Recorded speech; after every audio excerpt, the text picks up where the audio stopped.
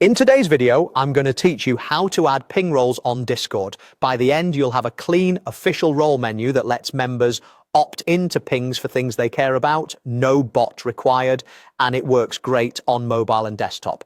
First, open your server and head into server settings. You'll need permission to manage the server to do this. Inside settings, look for onboarding. If your server shows a slightly different layout, you may see it under roles, or you might find the option labeled role subscriptions on some servers. The wording can vary, but you're looking for the place where you can create a role menu for members to pick roles themselves.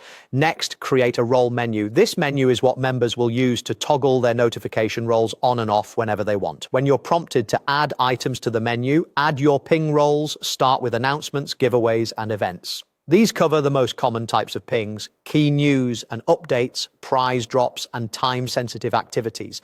If the roles don't exist yet, most servers will let you create them right from this flow. Keep the names short and clear so people know exactly what they're opting into. If there's an option to add a short description or an emoji, use it to make each choice obvious at a glance. When you're done, make sure to save. That publishes your role menu to your server's guide or roles page. From now on, members can open the server's channels and roles or server guide panel and toggle these roles anytime. No commands, no extra setup, and nothing to learn. It's easy for them to opt in or out whenever their preferences change, which keeps your notifications targeted and your channels quiet for everyone else. Here's how you'll use these roles day to day. When you have news, tag at announcements, running a prize drop, tag at giveaways, hosting something live or time-bound, tag at events. Only the people who chose those roles will be notified, which keeps your pings respectful and relevant. A few quick tips to keep things polished.